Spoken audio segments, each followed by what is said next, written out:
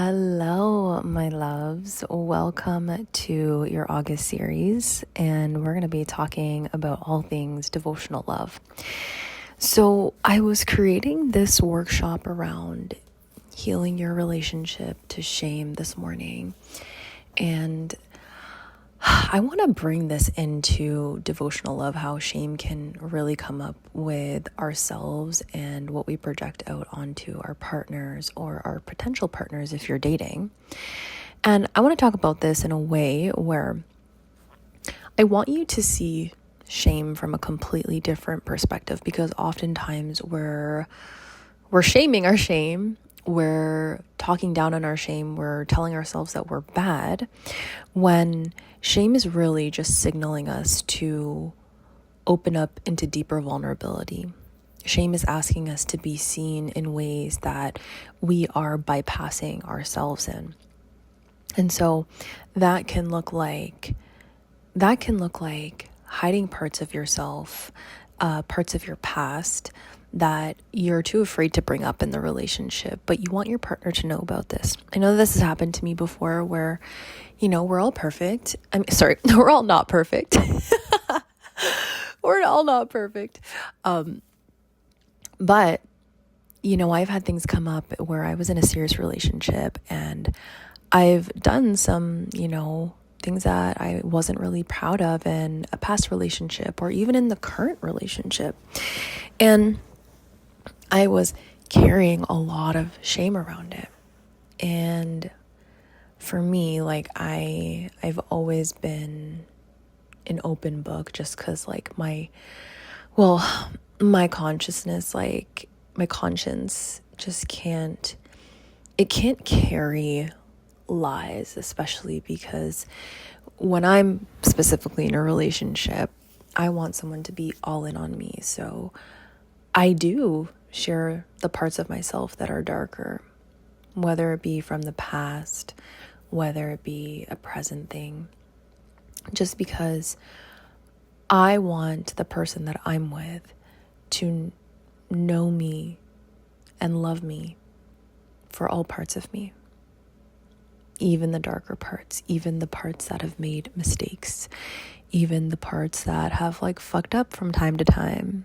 And it can be really scary being vulnerable in devotional love, because there's always that underlying belief that if somebody that we love knows every part of ourselves, especially those dark parts, that they will leave or they will abandon or it will change the dynamic of the relationship.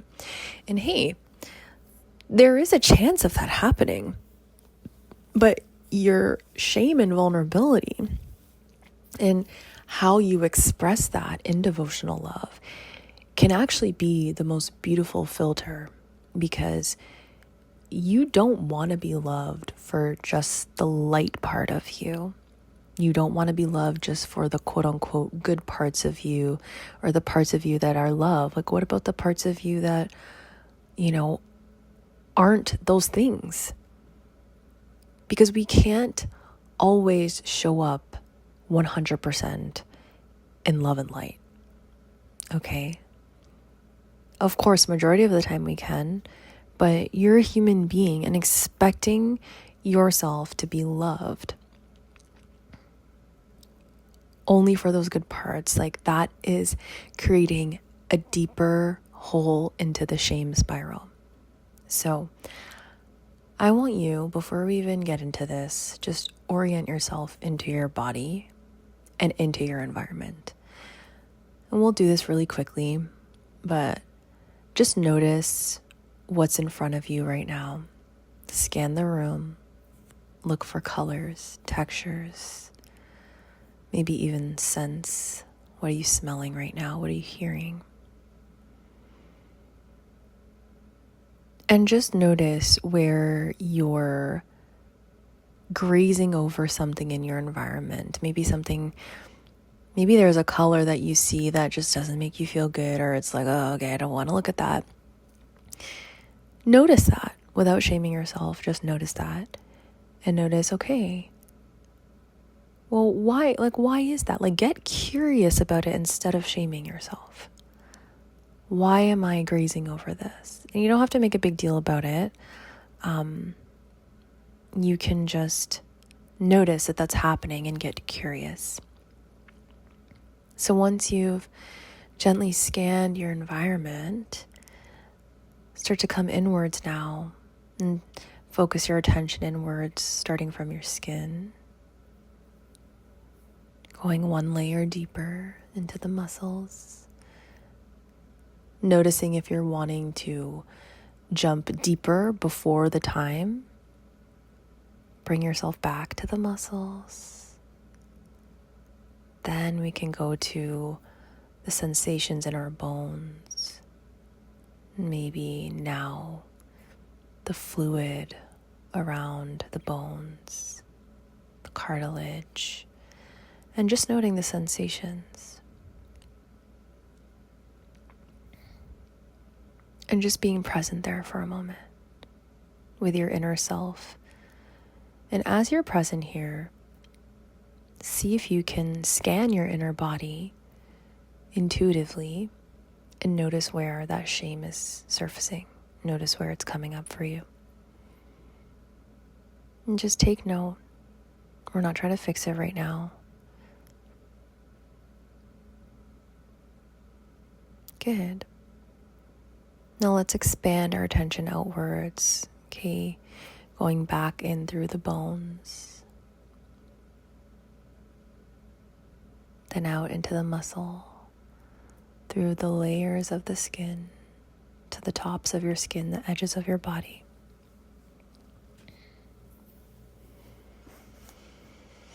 And just orient yourself back into the environment.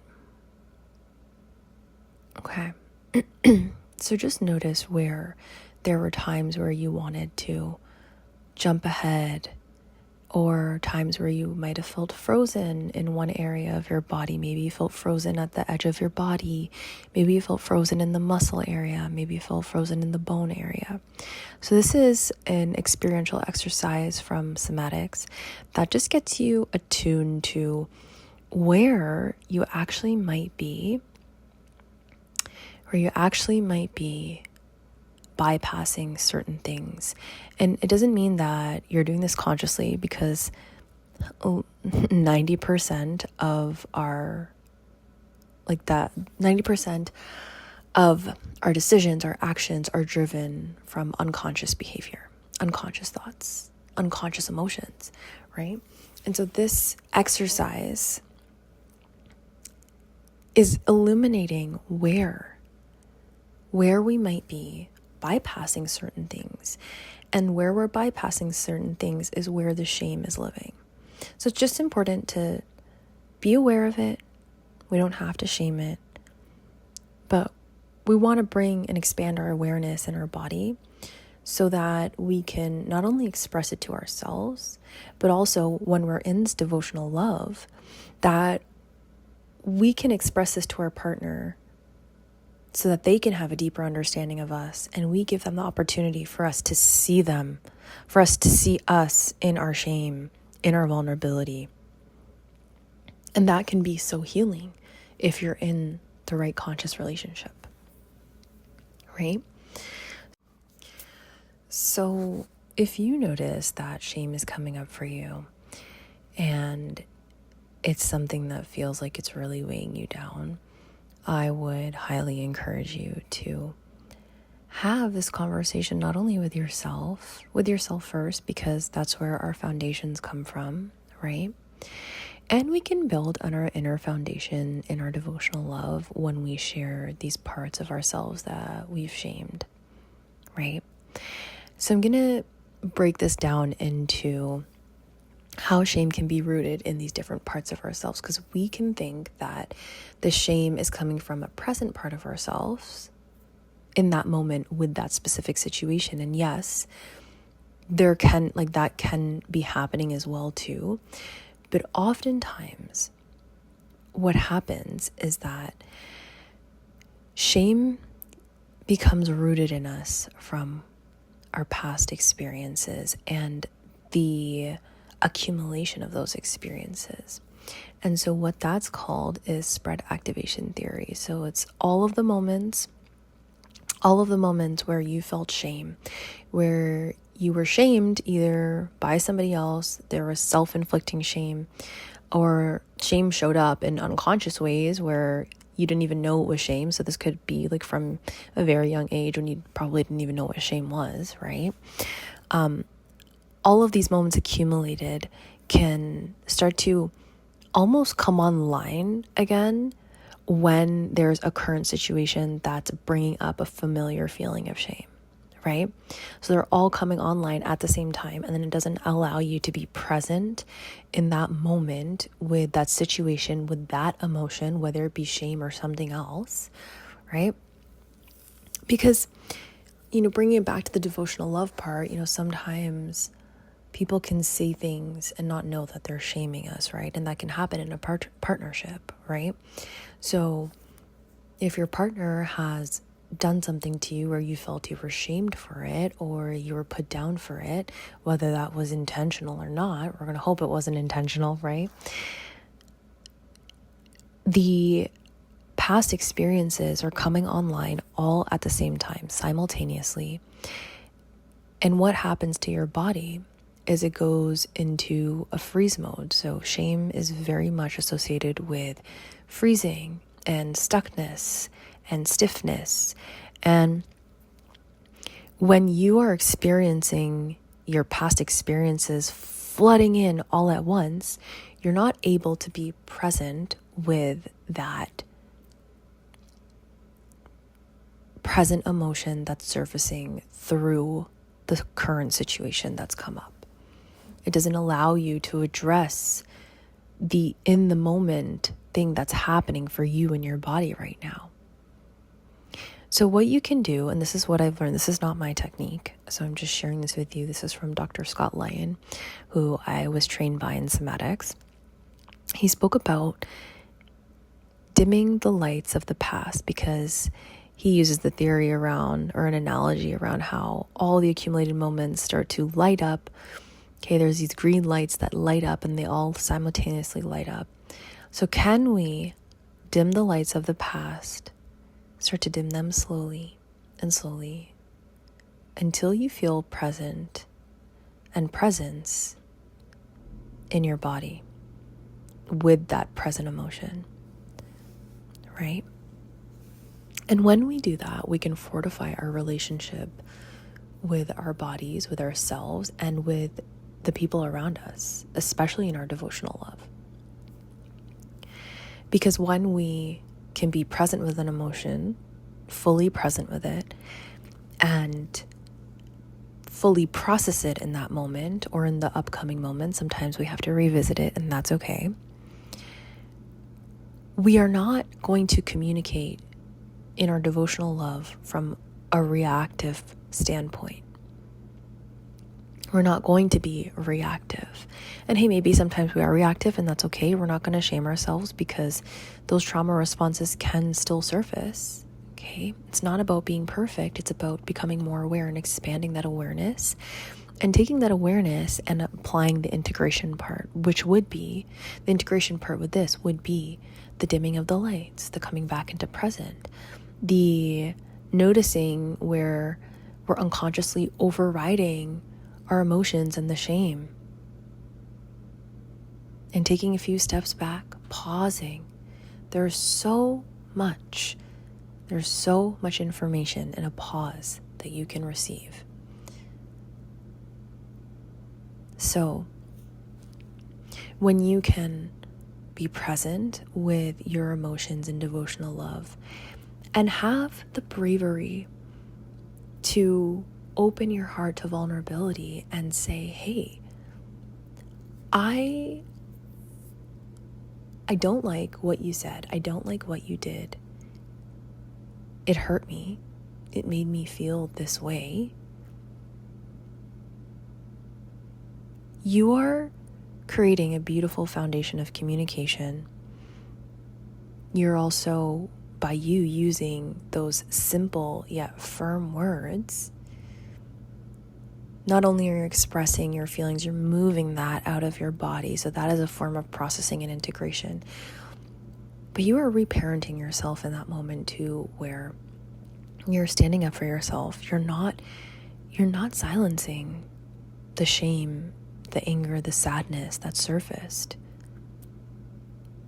And that is how you move shame through the body, and you build a different relationship with it.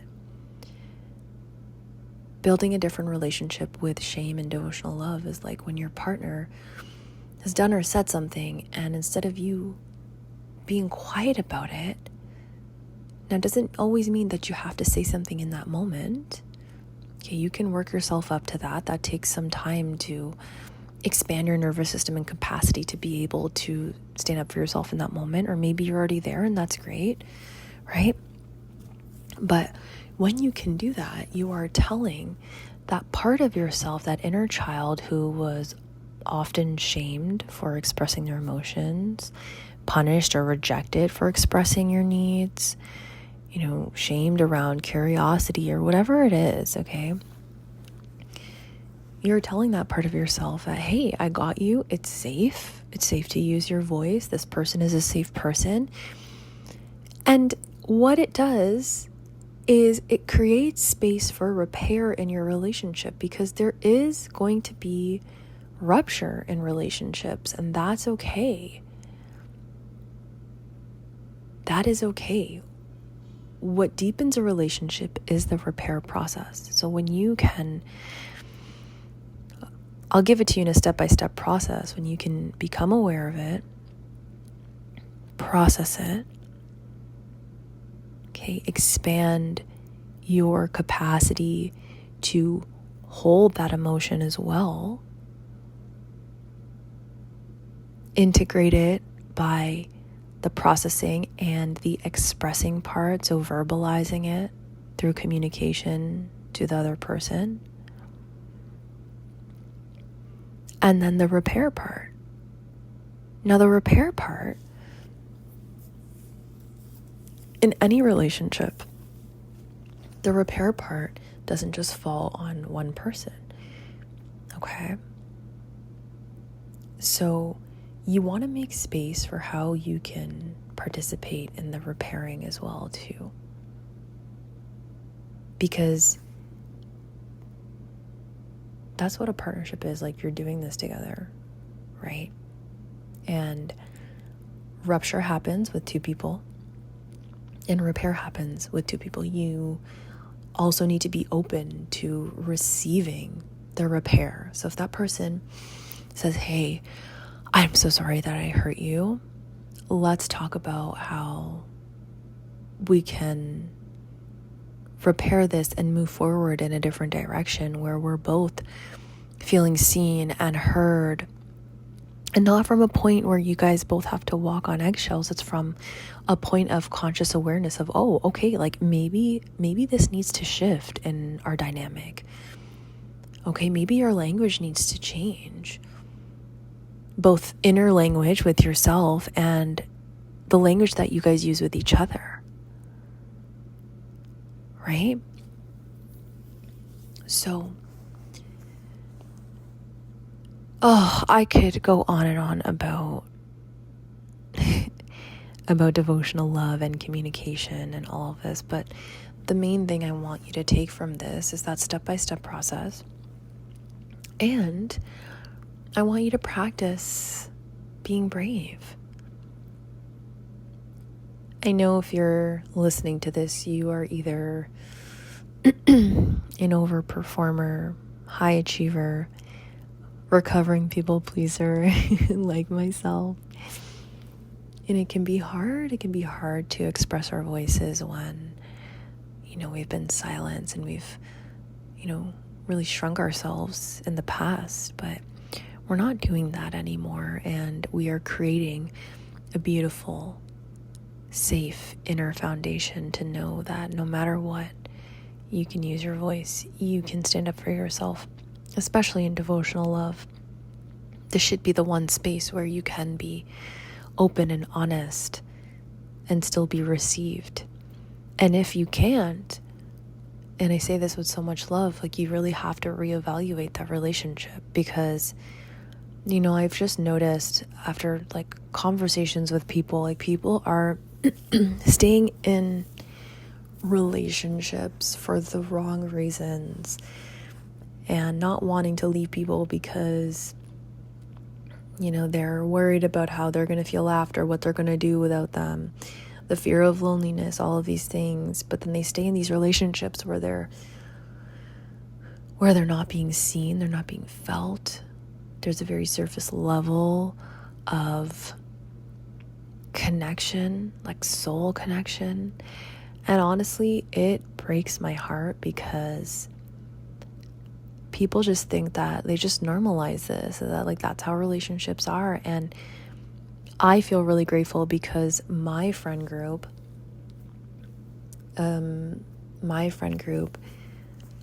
they're in really beautiful relationships where, yeah, of course there's rupture, but they repair it and they're still in devotional love. They're still in love after many years of marriage.